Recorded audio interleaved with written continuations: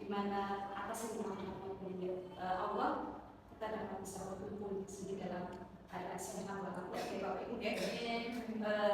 Yang kedua, sholawat serta salaman kita lakukan pada junjungan kita Nabi Muhammad. Mudah-mudahan di akhir nanti kita dapat syafaatnya dari beliau. Untuk melanjutkan acara hari ini, silakan dipimpin Bapak. Oke, boleh monggo silakan.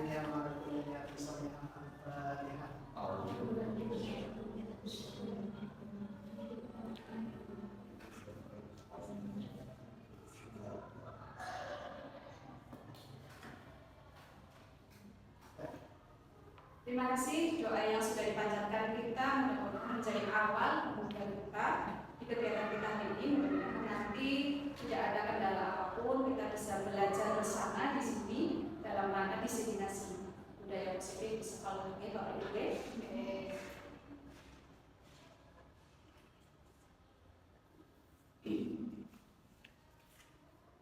Konsep inti budaya positif tadi yang akan kita bahas yang pertama, perubahan paradigma belajar. Kemudian yang kedua, disiplin positif. Kemudian yang ketiga, nilai-nilai kebajikan. Yang keempat, kebutuhan dasar manusia. Yang kelima, motivasi perilaku manusia. Yang keenam, posisi kontrol pemilu. Yang ketujuh adalah keyakinan kelas, dan yang kedelapan adalah segitiga restitusi. Nanti 8 poin ini itu merupakan satu kesatuan yang akan membentuk budaya positif di sekolah, Bapak Ibu. Yang pertama yaitu paradigma belajar atau perubahan paradigma belajar. Sebenarnya kenapa di sini kalimatnya perubahan?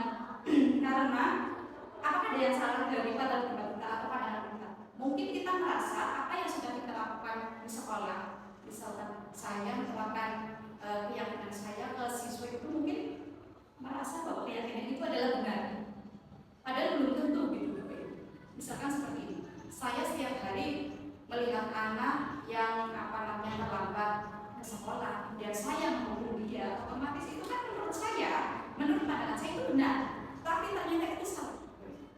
Ternyata itu salah. Makanya di sini perubahan paradigma. Jadi pandangan kita di awal kita harus membuka itu, ternyata pandangan kita itu selama ini belum tentu benar. Iya, begitu. Ya. Selanjutnya, apa itu perubahan paradigma belajar?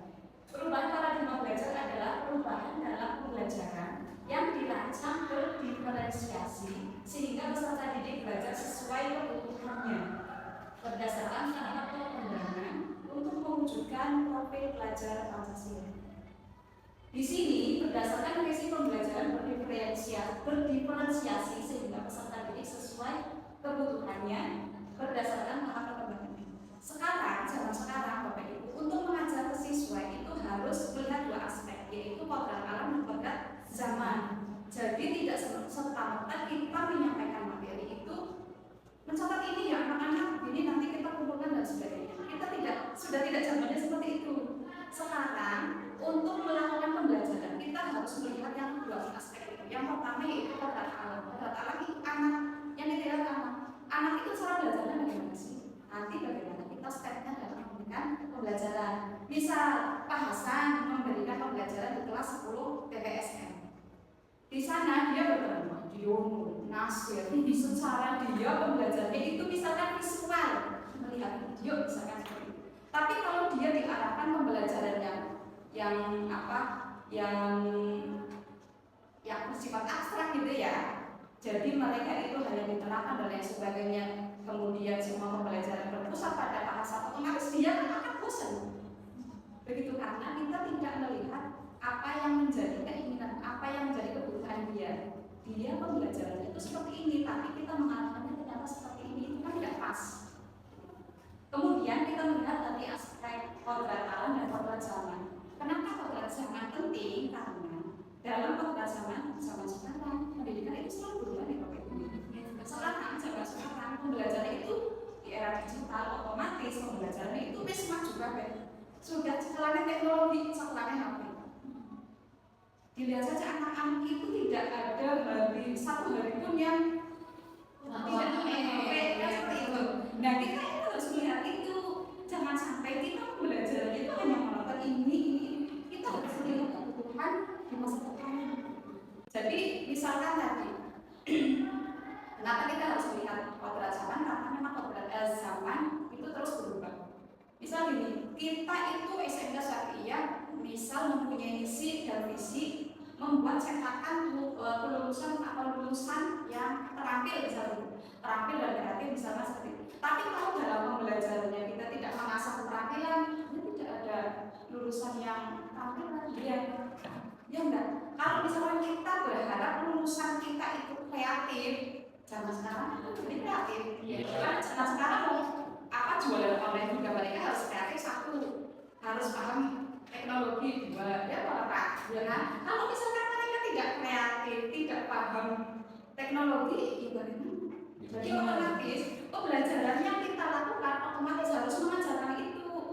Paham ya? Kalau misalkan saya pengen punya anak yang hafiz seperti Pak Ustaz, ya berarti otomatis saya harus mengajarkan ngaji, ya Pak. Begitu. Jadi bagaimana saya mentreatment anak ini itu sesuai dengan apa yang saya harapkan. Kalau saya harapannya lulusannya itu dia kreatif, dia bisa bersaing di era global, otomatis saya harus mencetak ini anak-anak ini sesuai dengan jalannya, kan seperti itu. Kalau misalkan, saya juga tidak menyalahkan ini dan itu. Kalau misalkan cara pembelajaran kita masih karena konvensional, anak disuruh ini, disuruh itu, seperti itu ya, tanpa mereka melihat kodrat zaman dan kodrat alam, nanti yang ada anak itu hanya masuk kelas dan lain sebagainya. Mereka tidak terasah. Ya memang dari segi kognitif mungkin mereka merasakan sama-sama kelas, tetapi secara skill mereka tidak terlatih Bapak Ibu. Nonton, paham mas?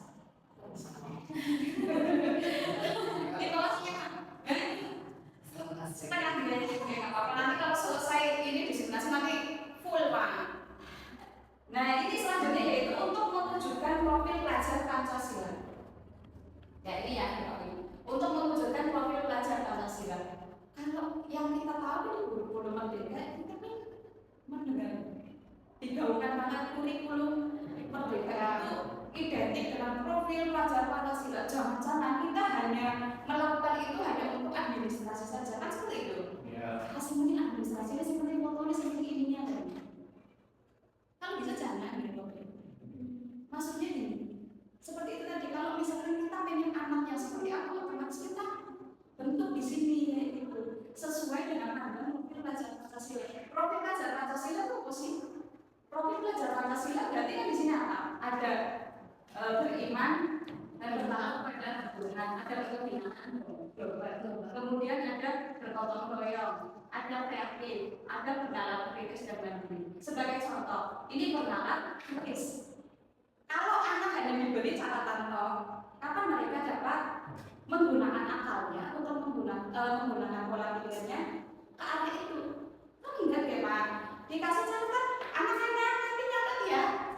Nanti ibu koreksi, kemudian dikumpulkan, nanti dihitung nilai, misalkan seperti itu. Kapan anak diberi waktu atau diberi kesempatan mereka untuk berpikir kritis kalau cara pembelajarannya masih seperti itu? Ini bahasan. Yang kedua misalkan kreatif di sini. Kreatif di sini, kalau misalkan seperti tadi kita pengen cetakan kita atau lulusan kita itu kreatif. Bisa membuat misalkan sampah menjadi ini, kemudian yang bernilai ekonomis mereka jual dan lain sebagainya, kan kreatif ya. Tapi kalau misalkan di sekolah mereka tidak diajarkan untuk kreatif, bagaimana mereka bisa mengasah? Iya Pak, kan nah itu nanti berarti otomatis sesuai dengan mapel masing-masing ya. Kalau saya kemarin di mapel IPAS, ini saya cerita sebelumnya. Dulu pembelajaran saya ini Pak. Bapak Ibu guru saya dulu itu pembelajaran di tahun berapa saya ikut PKP itu ya bis selama 1 bulan. Itu kalau saya pembelajarannya kayak gitu, catatan, menerangkan kimia ya, kimia dari saya menerangkan, menjawab soal. Mungkin kalau bagi siswa pada saat itu, ketemu saya bosan itu kemudian, mesti tidak ada ice breaking, di sini soal no, ada orang dalam soal ganyami, ada orang ganyami, nilainya KKM, bis mungkin yang ketemu bosan, mungkin mereka bosan belajarnya. Berarti berpusat sama guru Iya. dan poinnya ada di buku doang. Iya betul. Dulu pembelajaran saya seperti itu, jadi berpusat pada saya. Kemudian yang penting saya itu dulu berpikir gini, pokoknya saya menerangkan materi ini, terangkan mereka paham, nilai KKM baru. Bukan itu dulu. Pedoman saya dulu seperti itu, ternyata itu masalah ya. Wis zaman ini bukan kayak gitu lagi. Sudah tidak berpusat sama saya. Setelah saya mengikuti PKP dan PKB selama 1 minggu itu, ya justru pada materinya itu kalau nggak salah temanya hoax kalau nggak salah. Pulang dari sana ternyata SMS saya undang pembicara yang berbagi apa ya, yang hoax itu. Saya pikir kayak gini, saya kemarin dipertaruhkan 1 minggu, kemudian dapat pembelajaran hoax lagi di sini 1 minggu, 1-2 minggu. Kalau saya tidak mengaplikasikan dan tidak menerapkan, percuma kan? Saya mendapatkan materi dari beberapa orang, kalau sayanya tidak terbuka untuk berubah, ya percuma. Apa saya itu? Kan seperti itu. Akhirnya pembelajaran yang tadi saya lakukan itu monoton dan menyebalkan itu, akhirnya saya mulai berubah sidik-sidik. Aneh memang, aneh. Apalagi anak-anak SMK Syariah. Dulu saya berpikirnya kan gini, kalau anak-anak SMK ujung-ujung mereka dibuat diskusi dan lain sebagainya, kok bisa jalan ya? Sedangkan kalau untuk mengajak anak-anak untuk berdiskusi, otomatis mereka harus dilatih di sekolah dasar tingkat SMP, harusnya seperti itu. Jadi mereka sudah terbiasa ngomong di depan. Tapi tidak apa, pada saat itu saya lakukan memang, walaupun memang belum sempurna. Belum sempurna memang. Ada yang kok diskusi ini. Jadi tidak ada sosialisasi, tidak ada komunikasi suara, tidak ada sosialisasi yang efektif lah pada saat itu. Presentasi lagi, mana lagi? Isi, lalu bu, iya. Tapi itu proses bapak ibu, proses. Kalau nggak seperti itu, nanti kalian nggak akan berubah. Kayak gitu. Jadi dulu saya itu coba menerapkan ini, bernama eksperimen sama kayak biar mereka itu terasa kayak gitu, walaupun memang aneh Pak. Jadi saya menganggap pada saat itu kalau mereka itu berdiskusi, otomatis mereka itu mulai jalan loh, mulai jalan, mikirnya jalan. Entah itu saya memancing dengan pertanyaan dulu, entah itu saya memancing dengan soal-soal dulu untuk mereka diskusikan, kemudian mereka nyari literasi, entah itu di Google, entah itu di buku. Yang penting mereka mulai jalan, jangan cuma dicekoki toh, jangan cuma dicekoki sama bapak ibu guru. Karena sudah zamannya seperti itu. Karena pada saat sekarang ada kurikulum juga kemudian ada IPAS, ya kan? Saya mencoba untuk menambahkan kreatif di situ dengan memulai proyek dan lain sebagainya. Jadi dalam proyek kemarin untuk PKK sendiri, karena sekarang kebutuhannya ada model zaman dan model alam, gitu. Saya mencoba menggabungkan pemanfaatan tanpa dan lain sebagainya. Jadi mereka itu sudah terbiasa membuat tanpa, membuat jualan. Saya sudah bilang ke anak-anak seperti itu.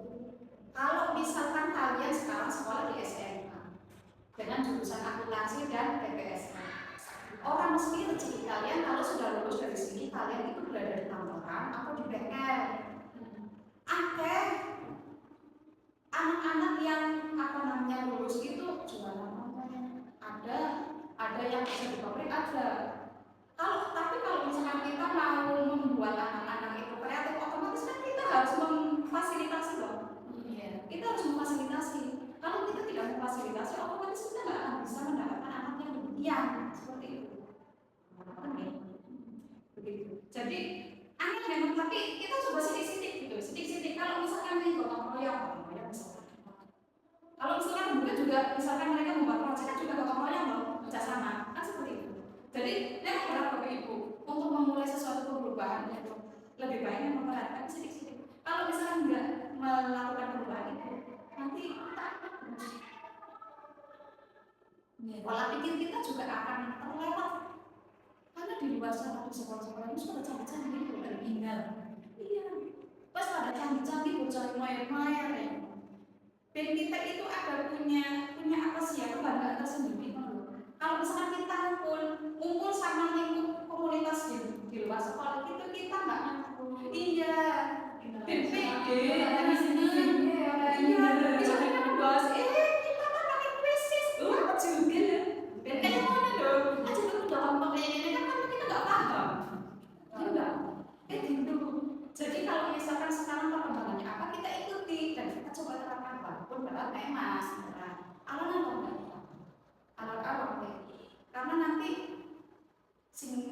tadi saya bilang bahwa pendidikan itu terus berubah, ya itu dinamis, otomatis kita mencetak lulusan juga dinamis. Kalau misalkan kita mau mencetak lulusan dinamis, kita di situ dulu bergerak dulu kan, selanjutnya ini misconception tentang teori kontrol, di mana di sini ada ilusi bahwa guru mengontrol murid.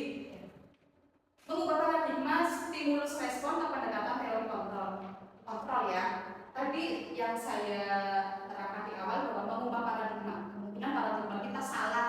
Nah, di sini salah satu contohnya misalnya realitas kebutuhan kita sama, sedangkan dalam teori kontrol itu realitas kebutuhan kita berbeda karena setiap individu otomatis berbeda. Oke. Kemudian setiap orang melihat hal yang sama, setiap orang melihat gambar yang berbeda. Di sini orang lain bisa mengontrol saya, hanya saya bisa mengontrol diri saya sendiri. Sebagai contoh seperti ini. Paradigma kita, Bapak Ibu guru, sing kadang melelahkan gitu ya. Pak Rudi melihat Madiono telat terus, misal, Madiono sini kamu, kamu telat, berarti kamu harus lari, misalnya seperti itu.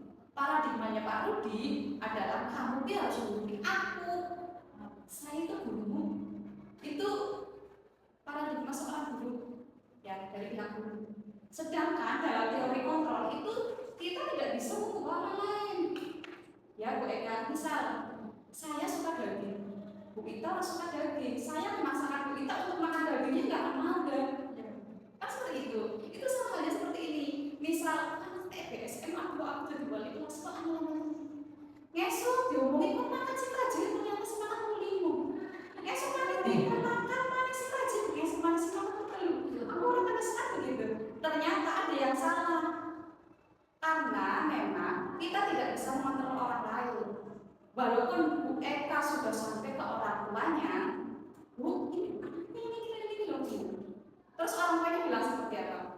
Ya terserah mana sih Bu, Bu tuanya baru bisa mengontrol anak kecil. Apalagi kita, itu nggak bisa. Jadi saya teringat kemarin Pak Imam bilang seperti itu, ya memang iya benar sebenarnya itu tidak bisa mengontrol orang lain, kecuali orang tersebut mempunyai motivasi internal. Misal Bu Eka, ini Ari Gede. Si Ari, dia rajin karena dia mempunyai motivasi internalnya bahwa dia butuh semangat belajar, rajin belajar karena orang tua semangat mampu. Itu berbeda sama Madiono tidak punya motivasi itu. Iya enggak? Makanya kan beda, hasilnya beda gitu. Kalau orang yang tidak mempunyai motivasi internal, otomatis dia tidak akan melakukan kebaikan seperti menangkap waktu, tidak pernah membalas, tidak akan melakukan itu. Tapi kalau si Ari gigih pasti akan tepat waktu, tidak pernah bolos karena dia mempunyai motivasi internal dalam dirinya. Jadi tugas kita hanya itu, Bapak Ibu, ya Bu Eka, ajar suara bocah Bu Eka, sampai di situ. Jadi memang kita harus menyadari kita tidak bisa merubah orang lain. Yang kita perlu pelajari adalah membangkitkan motivasi internalnya. Bagaimana caranya dia bisa menemukan motivasimu apa? Kita dalilin. Jadi kalau dia sudah mendapatkan motivasi internalnya, dia sudah pakai dalam dirinya sendiri, dia akan melakukannya sendiri. Ibarat sholat ya Pak Hasan. Kalau misalkan tidak mempunyai motivasi internal, aku itu ada bahasa. Tapi kalau sudah punya motivasi internal ya, saya bukan tanda terima kasih Pak, Gusti Allah Indonesia seperti misalnya itu kan akhirnya dia enteng loh. Melaksanakan sholat dia atau ibadah dia akan enteng karena dia mempunyai motivasi internal. Ya, karena seperti yang tadi saya bilang bahwa kita tidak bisa dikontrol oleh orang lain. Wajar orang bisa mengontrol anaknya, apalagi kita sebagai orang lain. Selanjutnya, disiplin positif. Disiplin positif di sini diajar menyatakan bahwa untuk mencapai kemerdekaan syarat utamanya adalah harus ada disiplin yang kuat. Oke, di sini konteksnya berarti di sekolah ya. Disiplinnya dimaksud adalah disiplin diri yang memiliki motivasi internal yang seperti saya bilang. Nilai-nilai kebajikan yang disepakati bersama yaitu lepas dari suku, bangsa, agama, bahasa maupun latar belakangnya. Nilai-nilai kebajikan adalah sifat positif manusia yang merupakan tujuan mulia yang ingin dicapai setiap individu. Nilai kebajikan itu ada macam-macam Bapak Ibu. Ini ada saya mengutip 4 contoh, ada 6 sebenarnya. Ada profil pelajaran Pancasila yaitu contohnya beriman, bertakwa, berkenalan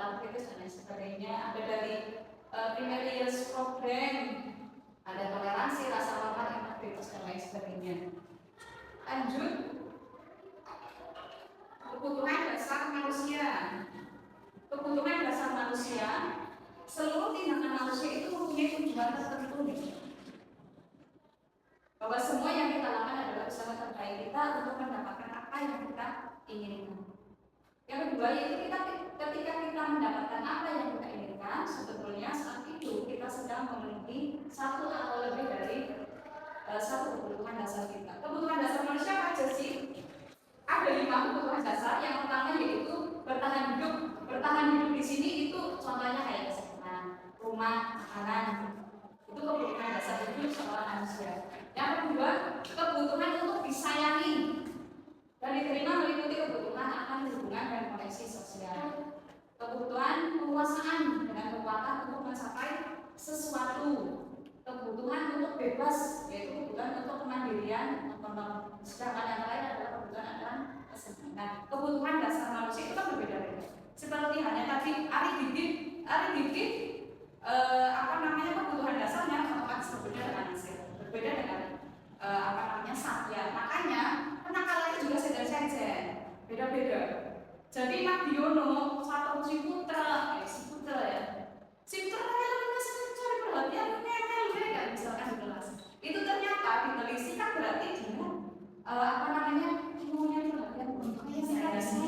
saya. Nah, itu kurang kasih sayang gitu. Jadi kebutuhan si anak itu beda-beda. Nanti imbasnya adalah pada kenakalannya beda-beda.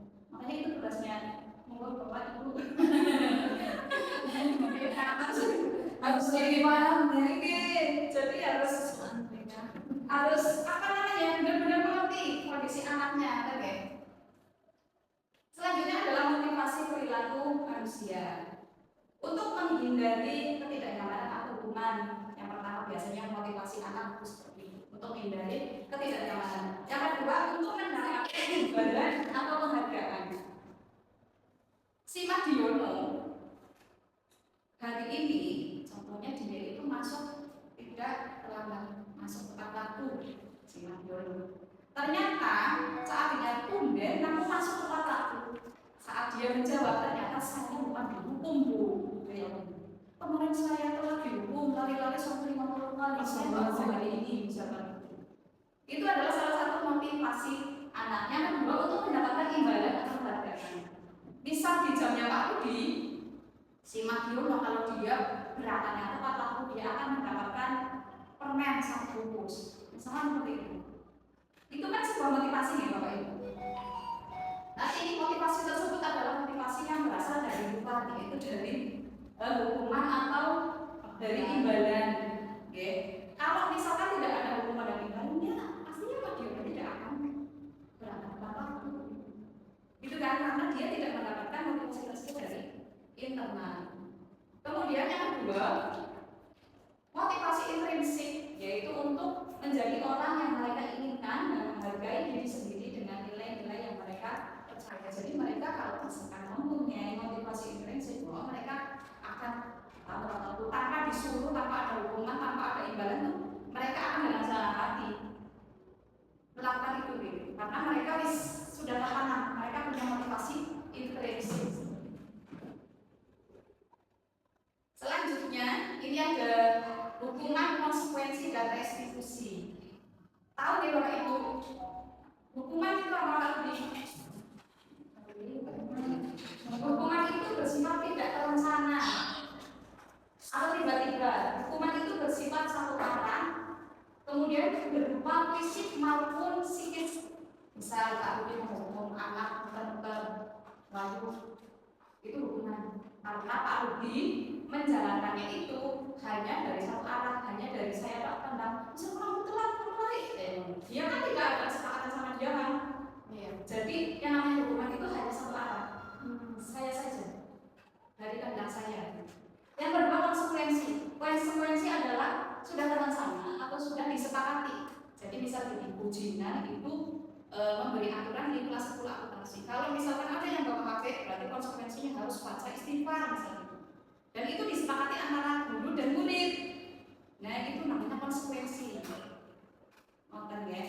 Untuk restitusi yaitu proses menciptakan kondisi bagi murid untuk memperbaiki kesalahan mereka.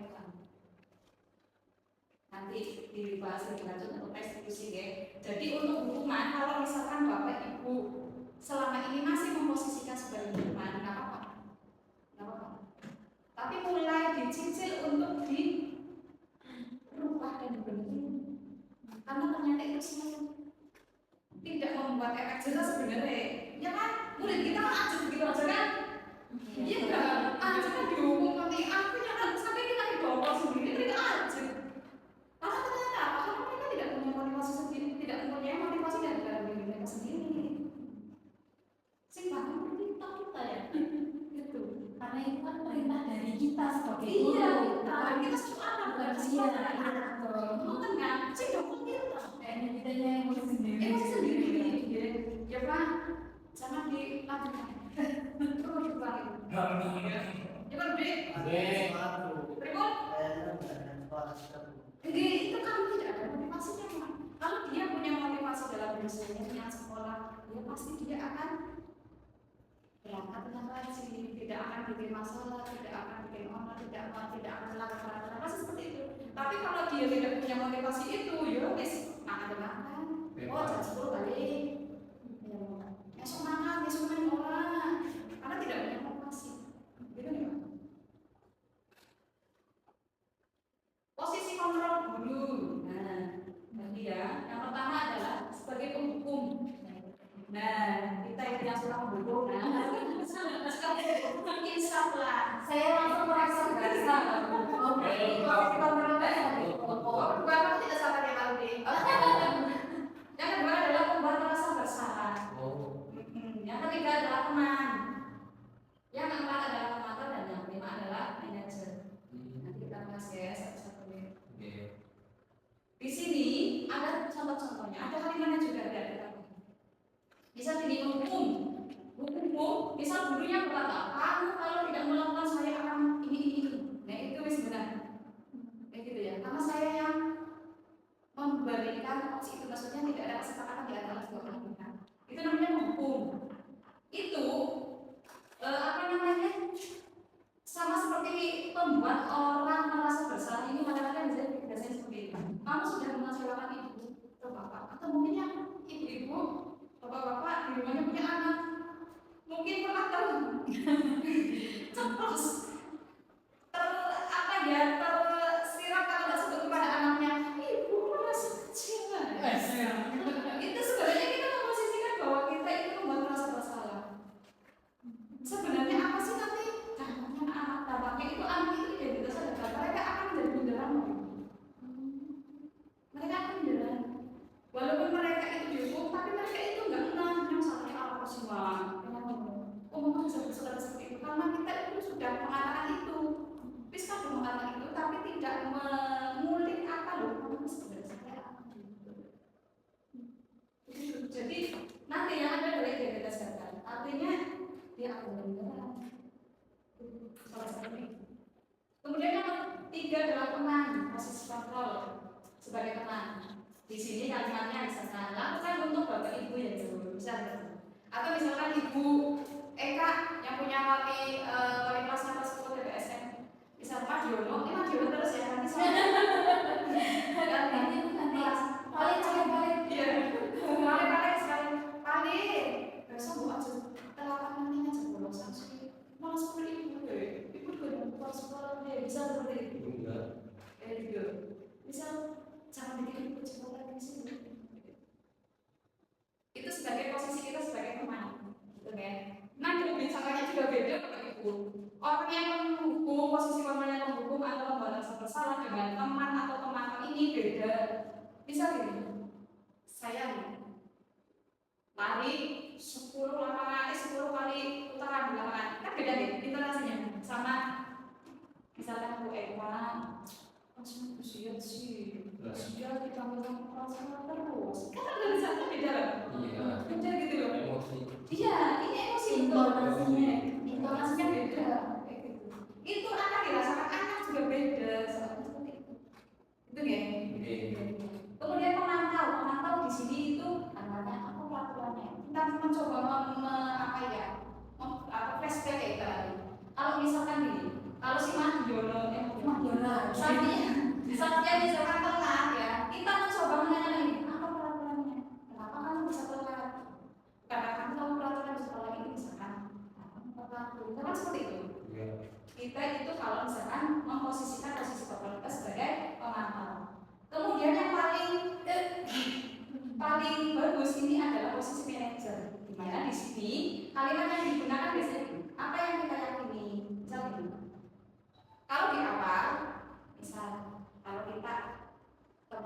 nomor 10 TPSN kalau di awal kita buat kesepakatan. Kita buat kesepakatan datang tepat waktu, udah disepakati misalnya, udah disepakati itu dalam satu kelas sudah disepakati. Kalau tidak, kalau misalkan telat berarti konsekuensinya seperti ini. Dilarang si murid A ini melakukan hal yang sama 1, 2, 3 melakukan hal yang sama. Otomatis kita harus memposisikan posisi kita sebagai manajer. Misal kita tanyakan dulu penyebabnya apa, ya kan? Penyebabnya kamu telat itu apa? Kayak gitu. Kemudian kita coba menanyakan keyakinan yang mereka yakini itu kan? Keyakinan yang kita sudah yakini adalah datang tepat waktu, ya enggak? Ya. Kalau sekarang kamu datang terlambat, berarti otomatis kamu kan sudah melanggar apa yang sudah kamu yakini. Begitu ya. Jadi kalau misalnya kamu ingin memperbaiki dan tidak mengulangi kesalahan yang sama, berarti kamu harus bagaimana? Jadi kita itu posisinya sebagai manajer. Nanti itu sendiri yang akan mencari solusinya. Kayak gitu. Jadi kita hanya mancing, kita hanya mancing. Gitu. Jadi misal, iya, betul. Jadi misalkan kita itu melakukan posisi kita sebagai manajer, nanti kita mempertanyakan itu. Jadi mencoba si ahli itu menemukan solusinya sendiri dan mereka bertanggung jawab dari apa yang sudah mereka lakukan. Oke.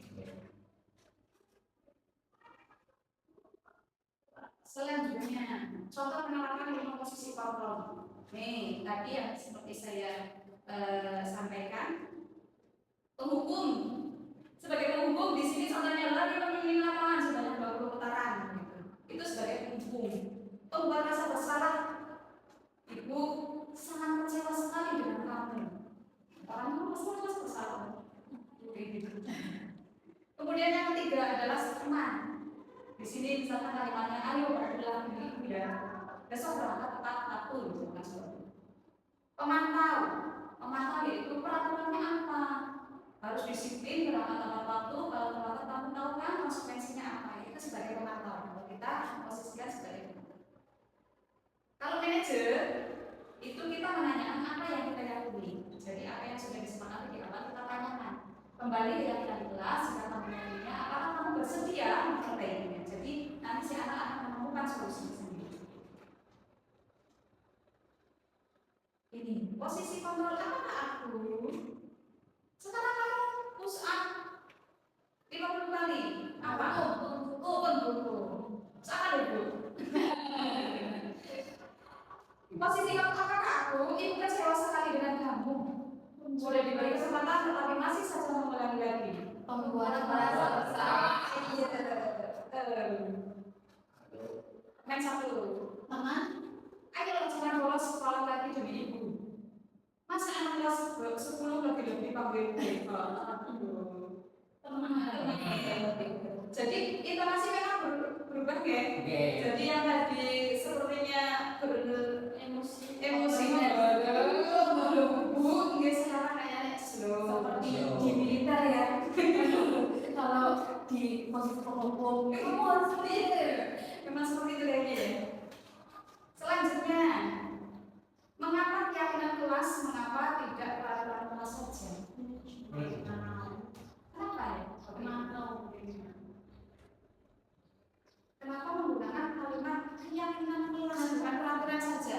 Karena peraturan itu dibuat biasanya oleh satu pihak saja. Iya, betul. Kalau keyakinan itu kita sama-sama, misalnya saya dengan ujian, kita meyakini, kita diskusi. Kira-kira keyakinan saya seperti ini, keyakinan ujian seperti ini. Nanti kita temukan apa itu kepentingan. Iya, betul saya. Iya, betul. Kalau peraturan, rata-rata kalau kalau peraturan sekolah berarti kan yang membuat sekolah. Anak-anak yang baru mereka masuk ke sekolah ini berarti kan harus mentaati peraturan yang sudah ada. Karena berarti kan otomatis peraturan itu peraturan yang dibuat oleh satu pihak. Padahal yang yang ada di sekolah ini kan bukan hanya bapak ibu guru dan sekolah saja kan, siswa. Jadi siswa ini harus dilibatkan. Makanya di sini menggunakan kenapa harus menggunakan keyakinan kelas karena keyakinan antara kedua belah pihak. Jadi bapak ibu guru dan murid begitu. Jadi bukan hanya tinggi. Jadi kesepakatan. Kalau peraturan kan enggak kan?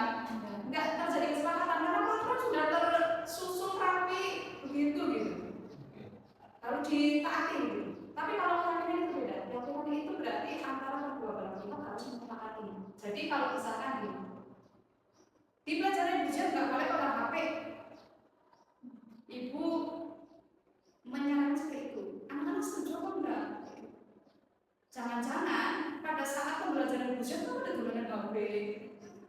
Kalau dalam posisi kontrol saya, kan mungkin insya Allah ya kayak mungkin salah ya. Tapi kalau tidak ada kesepakatan di awal, ya mereka sah-sah saja gunakan HP, enggak? Iya. Karena mereka tidak meyakini itu di awal gitu. Yang saya tahu bahwa bermain HP di saat pembelajaran kan salah menurut saya. Tapi karena tidak ada keyakinan di kedua belah pihak, akhirnya mereka ya sah-sah saja gunakan HP. Kecuali kalau misalkan si A ditanya, kamu kok main HP di kelas? Iya, kalau misalkan ditanya di awal sudah ada keyakinan, baru kita bisa melakukan konsekuensinya apa. Tapi kalau belum ada keyakinan di awal, ya berarti mereka tidak salah dong, harusnya ya. Gitu. Jadi kita sebagai bapak ibu guru mencoba ayo bareng-bareng kita terapkan itu di kelas. Ya, kita mencoba karena ternyata manfaatnya akan banyak sekali. Manfaatnya banyak banget. Jadi kalau misalkan kenapa kita susah mengontrol anak di kelas, jangan-jangan kita tidak membuat kesalahan di kelas. Jadi walaupun mereka bicara, mereka tertawa, mereka main HP, mereka kakinya ngangkat dan sebagainya, karena sebenarnya kita tidak ada kesepakatan sih. Iya. Jadi kita tidak bisa apa ya menghukum mereka atau membuat mereka gitu sih. Mungkin ibunya tadi nggak ini membuat kesepakatan sama saya itu. Kan tidak apa-apa kan bu ya kan susah juga ya kalau dijawab seperti itu loh. Makanya kalau untuk meminimalisir seperti itu otomatis kita harus melakukan keyakinan kelas. Ya sama-sama enak. Biar kita bisa mengontrol kelas, pembelajaran sesuai dengan durasi, kemudian ilmu juga diserap dengan baik seperti itu. Kita harus menerapkan itu. Itu bisa.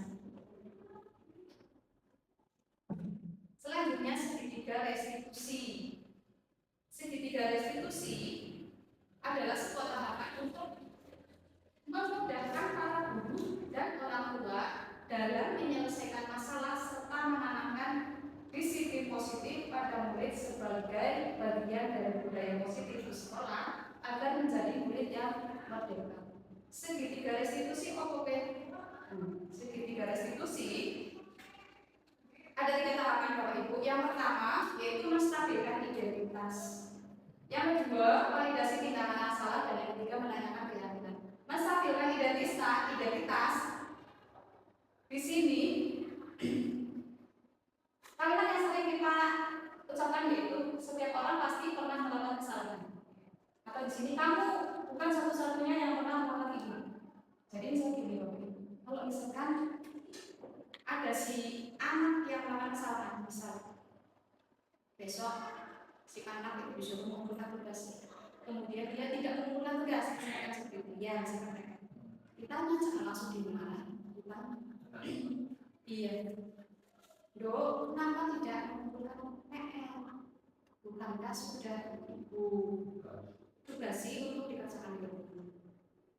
Kalau misalkan dia menjawab dengan suatu alasan, kita itu mencoba menstabilkan identitas. Ya wis kamu sudah melakukan kesalahan sama seperti ibu. Itu salah satu kalimat yang tergolong menjadi apa ya? Dalam menstabilkan identitas. Jadi kamu berusaha apa ya? Kayak kamu salah ya wis Pak, ya udah. Seperti itu kan ya. Jadi kamu salah ya aku juga. Masalah kamu bolos aja ini aku bimbing pernah bolos. Jadi kita mencoba untuk hanya orang di situ, Pak kamu salah ya, bisa apa-apa. Tapi setelah ada kesalahan bagaimana cara kita memperbaiki kan seperti itu. Iya. Jadi menstabilkan identitas ini gunanya kayak takut dulu loh. Tadinya kan mungkin si anak itu akan takut pada saat dia memberikan alasan dia mungkin akan takut. Tapi pada saat kita mencoba menanyakan kamu salah ya ibu dulu kan tidak salah, teman-teman yang lain juga kita mencoba merangkul. Nanti kan anak akan nggak takut loh. Iya, tapi kalau sudah dari awalnya sudah takut, ya nanti tidak akan ketemu solusinya. Jadi kita mencoba merangkul dulu. Kemudian yang kedua, validasi tindakan yang salah. Setelah kita menanyakan kayak gitu ya. Kamu berkonsolidasinya lama-lama ini misalnya. Nanti kita naik ke tahapan validasi tindakan salah. Berarti di sini contohnya ada kan salah yang lebih efektif untuk mendapatkan apa yang benar besar, atau kamu belum tentu punya alasan mengapa melakukan itu. Misalkan tadi ya, si A tidak merasa KKR, berarti otomatis dia sudah begini-begini bu ya, gitu ya alasannya. Yubis, kalau salah berarti bisa memperbaiki. Ibu juga berperan salah. Alasannya apa tuh dong kayak gitu. Kita tanyakan itu sebagai salah satu validasi tindakan yang salah. Alasannya kan kok bisa tidak merasa KKR? Misalkan dia tiduran, misalkan dia menutupi, misalkan dia beban, misalkan dia makan bakso kenyang, langsung ya,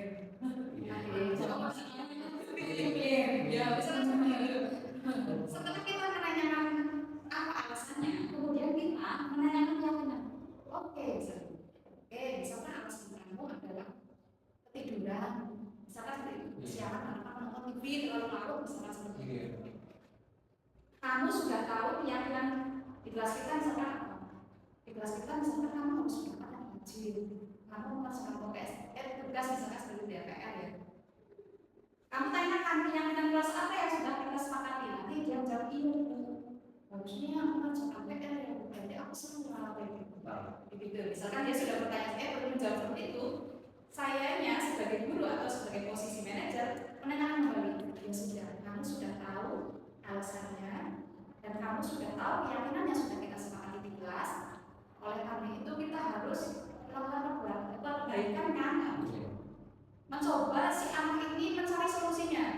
Jadi setelah dia berbuat salah, dia boleh solusinya, dia tidak mengulangi kesalahan itu lagi. Paham ya? Begitu. Nah ini contoh segitiga restitusi Bapak Ibu.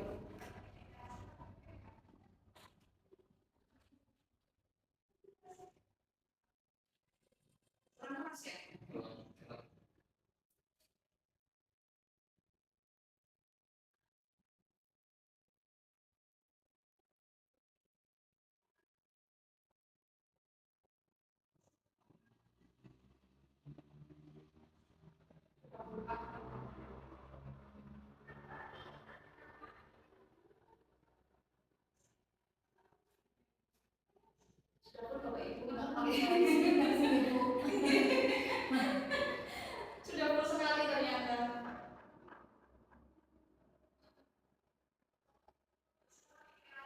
Bisik-bisik ya Pak, apa ya Bapak Ibu? Ternyata terlalu.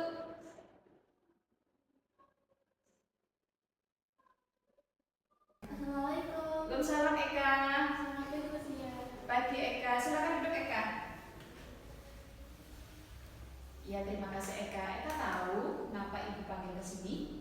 Mungkin berkaitan dengan tugas, Bu. Iya. Bukannya Eka kemarin berangkat ya? Iya, Bu, saya masuk, tapi saya tidak mengumpulkan tugas. Oke. Ibu tahu itu apa namanya alasannya ya Eka ya. Dan semua orang pernah melakukan kesalahan, termasuk juga ujian gitu. Namun setiap tindakan kan pasti ada alasannya nih. Kira-kira alasan Eka apa? Kenapa kemarin tidak mengumpulkan tugas? Saya capek dan ngantuk, Bu. Soalnya dari semalam saya begadang bermain HP. Akhirnya setelah praktik selesai, saya jadi ngantuk. Begitu, itu alasannya. Kamu masih ingat keyakinan kelas yang ada di kelas kita? Masih, Bu. Kira-kira keyakinan apa itu? Selalu bertanggung jawab. Oke, Eka udah tahu ya. Kemudian untuk bisa memperbaiki masalah tersebut, kira-kira apa yang harus dilakukan Eka? Pertama, saya minta maaf karena tidak mengumpulkan tugas. Yang kedua, saya tidak akan tidur terlalu malam lagi. Dan yang ketiga, saya akan mengerjakan tugas dari Bu Siat dan akan saya kumpulkan besok. Oke, terima kasih. Ibu apresiasi apa yang akan menjadi tanggung jawabnya Eka ya. Sekarang Eka bisa beristirahat di luar. Ya. Nanti kita ketemu lagi di kelas, gitu ya Eka ya? Terima kasih, Bu. Iya, sama-sama. Saya menerapkan segitiga restitusi pada 10 akuntansi. Di sini, ini Mbak Eka ternyata itu setelah proyek selesai.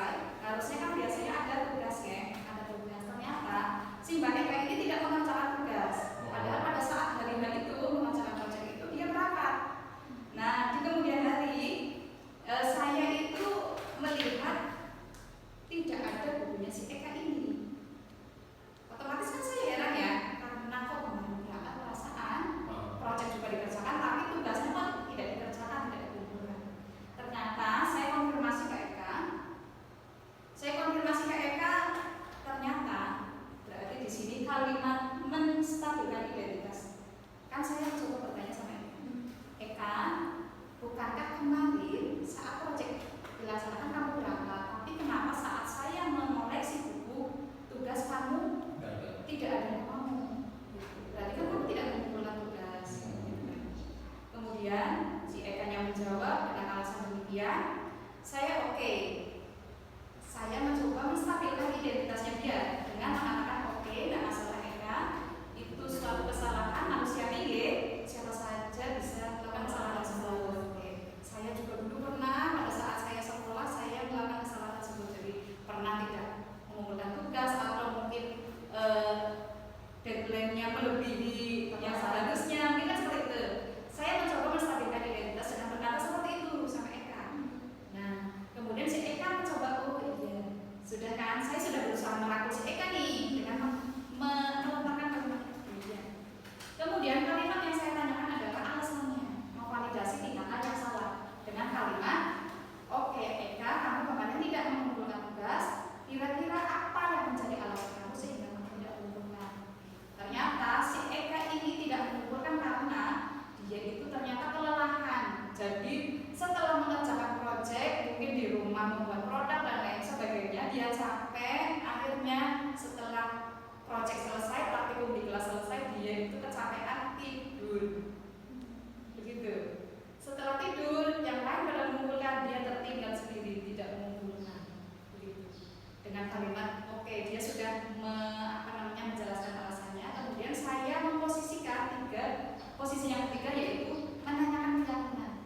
Saya menanyakan kepada Eka bahwa bukankah keyakinan yang sudah disepakati di kelas ini adalah hadir sepenuhnya. Artinya apa? Artinya kamu harus melaksanakan tugas yang sudah ibu perintahkan. Atau mungkin karena tadi untuk proyek kan praktek ya. Jadi kan otomatis harus ada LKPD yang dibuat gitu. Jadi LKPD ini harus dikumpulkan. Itu termasuk keyakinan kelas yang sudah kita sepakati. Begitu. Kemudian Eka-nya menyadari bahwa dia merasa salah.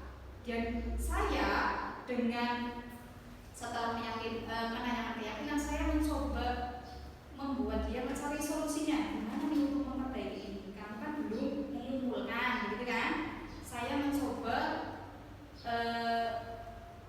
membawa dia,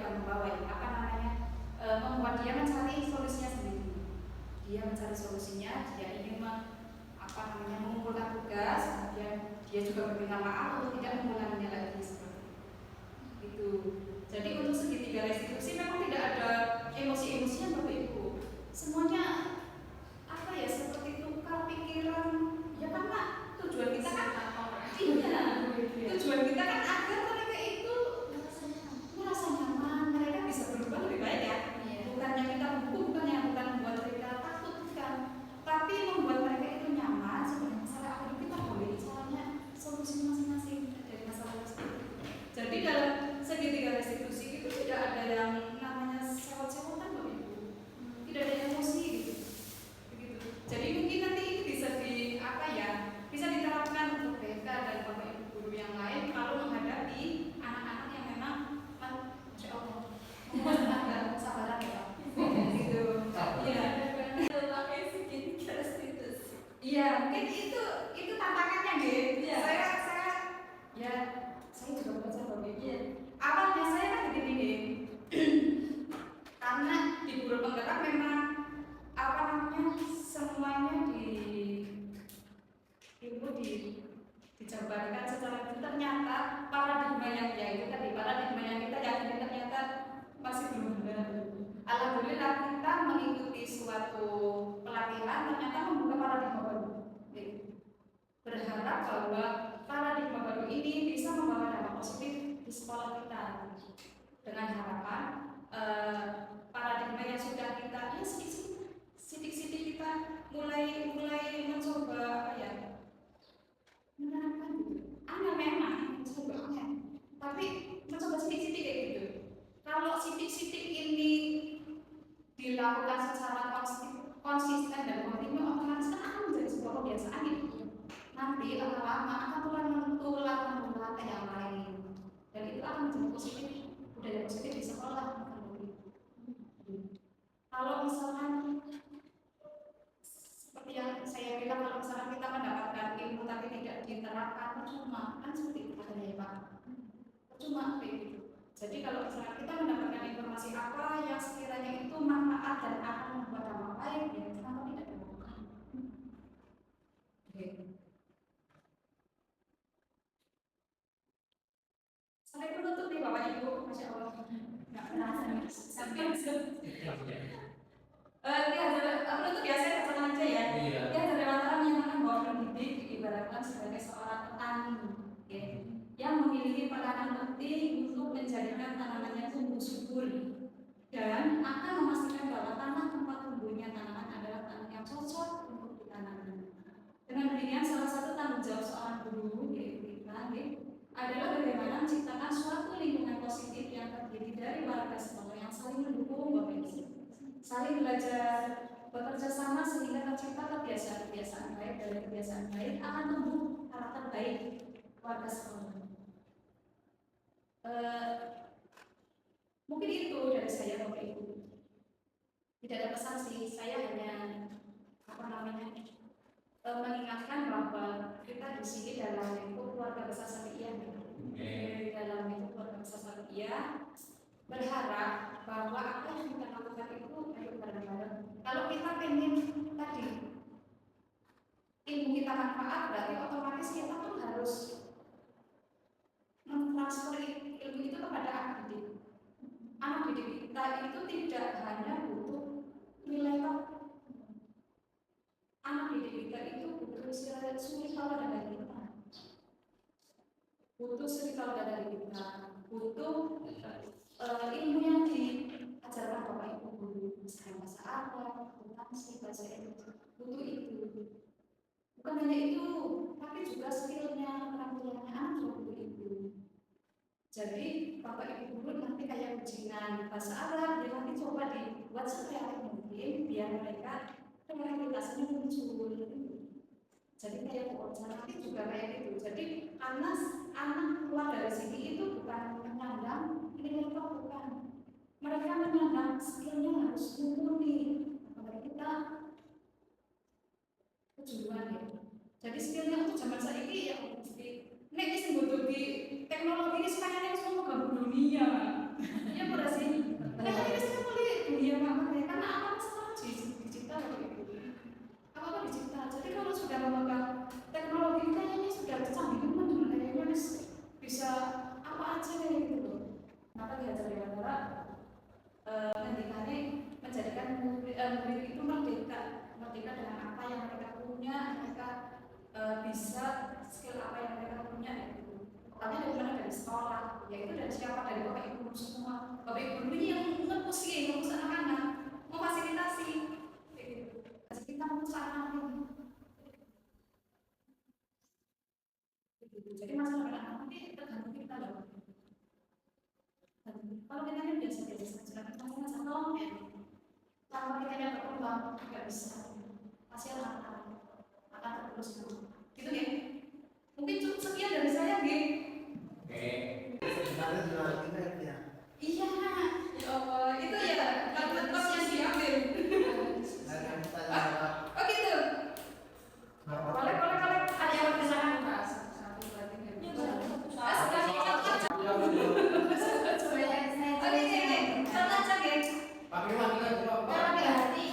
misalnya seperti tadi yang Bu Ziat sudah menjelaskan bahwa ada 5 posisi kontrol guru dan dari kelima posisi kontrol guru misalnya saya masih berada di level misalnya saya sebagai penghukum karena saya sebagai penghukum itu kan tidak mungkin karena tadi katanya yang terbaik adalah posisi sebagai manajer.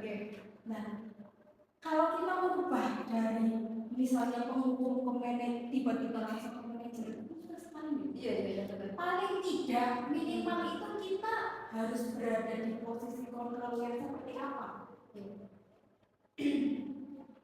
Kalau tadi ya. Iya. Bisa dilihat, kita mungkin memposisikan kita mungkin di apa? Saya urus dulu. Anak rambut itu sedikit, potong ya. Anak rambut tadi kan cabut misalnya gitu. Kalau kan tarik misalnya gitu. Ya, dihukum lapangan misalnya gitu. Terus apa sih? diskusi. Iya, mungkin yang namanya berubah bertahan ya. Jadi kalau kita merasa aduh kayaknya susah, saya karakternya begini ya Bapak Ibu. Kayak misalnya saya karakternya misalkan apa ya, emosinya kayak apa ya? Gak apa-apa kita bertahap, kita menjadi seorang teman dulu gak apa-apa. Sambil kita juga apa ya? Kayak benerin diri kita sendiri begitu. Kayak gitu. Jadi mungkin yang tadinya karakter saya adalah emosi jadi dengan membaca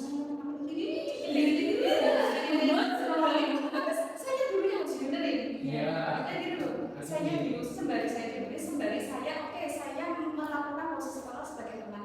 Belum. Walaupun di dalam hati berundel. Iya. Ini gampang kalau nanti bisa cerita. Iya nggak apa-apa. Jadi kalau misalkan ya memang nanti impactnya memang tidak sebagus manajer ya. Tapi nggak apa-apa kalau misalkan kita mau berubah ke arah manajer, kita tidak langsung ke manajer nggak apa-apa. Kita yang benar kelas di kelas kayak gitu. Kalau misalkan kita apa namanya buat penyaluran, kalau misalkan di kelas ibu ini ya rambutnya laki, penampilannya laki. Kita buat konsekuensi. Kalau konsekuensi kan boleh ya. Ya kan boleh kesepakatan dua pihak itu kan jadi enteng daripada dilo-dilo gunting bisa bundel bocah berubah tapi orang jerah orang ya orang jerah iya orang jerah orang malah muslim kan berubah Iya itu. kayak gitu kan kayak gitu. Jadi nggak apa-apa kita sedikit demi sedikit berubah, nggak langsung aja nggak masalahnya. Penting kita mau berubah, jangan dihukum terus kayak gitu. Karena kita sudah tahu hukum itu salah dong, Sangat salah. sangat salah. Kita hanya akan membuat identitas kita sendiri. Kasihan. Nanti kalau dia akan lulus dari sini, kita sudah mencetak dia seperti itu kan kasihan, kayak gitu, ya kan? Jadi nggak apa-apa kita tidak berubah langsung ke manajer, tapi kita perlahan dari teman, dari mantau, misalnya seperti itu. Makan ya? Saya. Udah nih? Punya satu Oke, apa ya maksudnya kesan ya? Iya. Pertanyaan pun. Ya ini bagus ini Bu. Ya intinya ini pun setiap kali kita rapat dengan Pak KS kita kan sudah memahami ilmunya ya. Bagaimana memperlakukan siswa kita sebagai, maksudnya kita tuh hanya sebagai seorang fasilitator. Iya, Jadi nggak bisa semua peran kita jalankan nggak bisa. Karena ya bagian kita ya bagian kita sebagai fasilitator. Jadi duluan yang kadang itu ada kasus ini Uniteus sebagian besar orang berdua seperti sebagai pendekatan apa saja yang butuh dilakukan itu khususnya mungkin agak ngasih nama budayanya anaknya seringnya mungkin ada yang berangkat ke akhirnya atau TSM pun kan sekarang sudah mulai berubah paradigmanya. Ada orang mesti aku kan ada TSM gimana mungkin pada motivasi internal itu sendiri kan ya. Mungkin mereka selama ini di TSM kali sering orang berpikir merasa kurang segala macam itu kan jawabannya apa ya lebih ke fasilitator presiden ya kan karena bagaimana mungkin mereka bisa belajar untuk fasilitator itu kan misalnya tapi sekarang aku lihat dunia wis ngerti data sampai orang-orang berarti ini semua tuh sampai yang saja. Kita kalau bareng ya, tadi saya sudah katakan bahwa kita keluarga besar Rafiqiyah memang harus benar-benar berkolaborasi, itu penting. Kolaborasi dan sinergi, benar. Dulu Pak Akri kan selalu kita kalau mobil itu hanya seharusnya 4 roda, tapi kalau hanya berjalan 3 ya bisa jalan. Fasilitas itu ya. Jadi mereka jalan bareng, makanya gitu. Kita udah tahu ilmunya ya sinergi bareng-bareng gitu. Biar apa yang kita dapatkan, ilmu yang kita dapatkan, yo sedikit-sedikit diterapkan. Dan itu bisa menjadi budaya positif. Sedikit-sedikit nggak apa-apa itu. Membangkitkan motivasi internal kita semua di rumah ini. Mungkin lain waktu bagaimana ini sampai kan diseminasi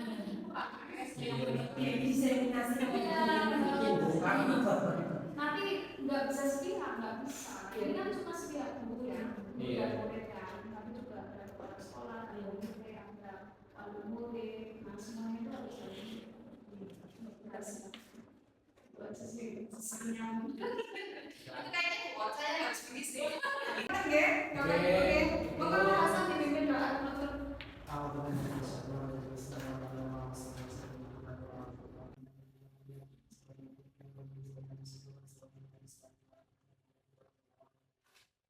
Oke, terima kasih Pak Hasan sudah untuk kegiatan pada siang hari ini. Wassalamualaikum warahmatullahi wabarakatuh. Waalaikumsalam warahmatullahi wabarakatuh.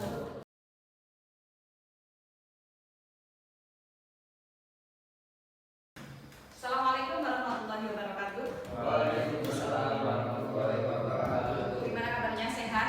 Sehat. Alhamdulillah.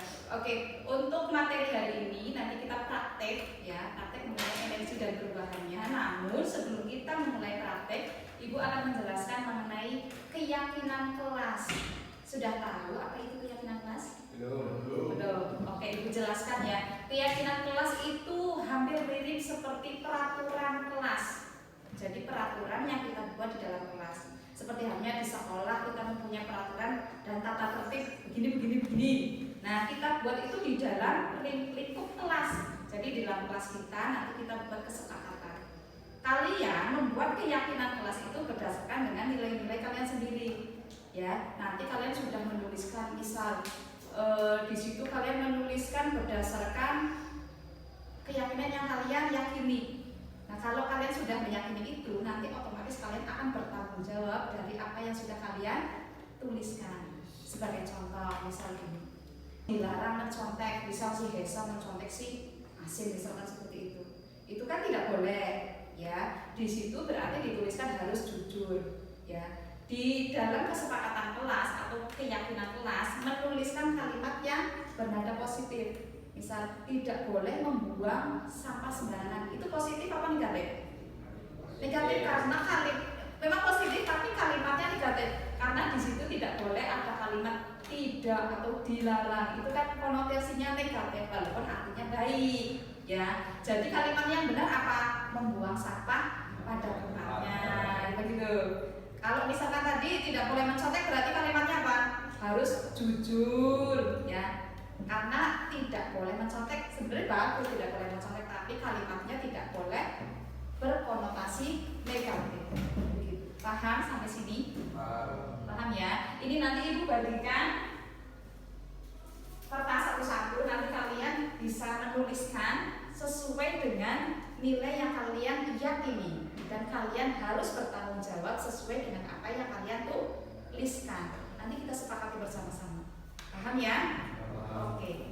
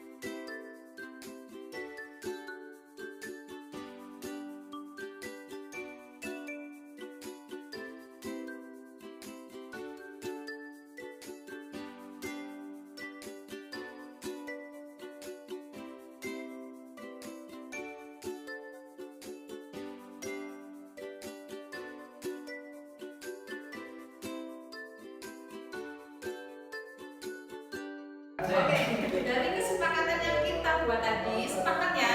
Sepakat ya. Jadi kesepakatan tersebut kita sepakati dalam kegiatan pembelajaran kita berikutnya. Gitu ya? Oke.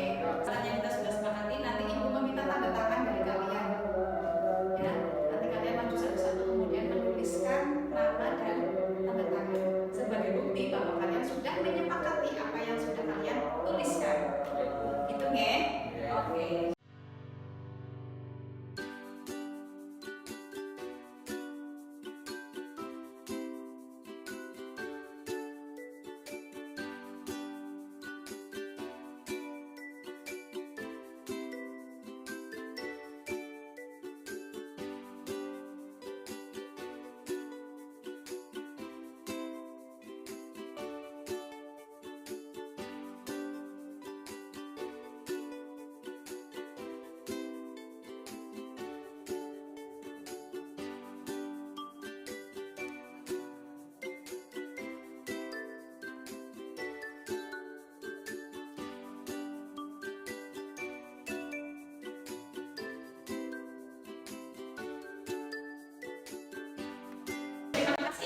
sudah dibuat kesepakatan kelas, nanti kita bisa menyepakati kesepakatan tersebut. Jadi di saat pembelajaran selesai dari awal sampai selesai, nanti kita berpedoman pada kesepakatan yang sudah kita sepakati. Betul ya? Perkenalkan, nama saya Alfian Syadwi dari kelas 10 TPSM. Perkenalkan, nama saya Mahjono, saya dari kelas 10 TPSM.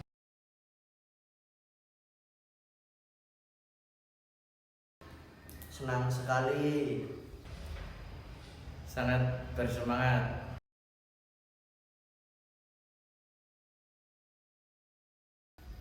sangat penting, sangat penting,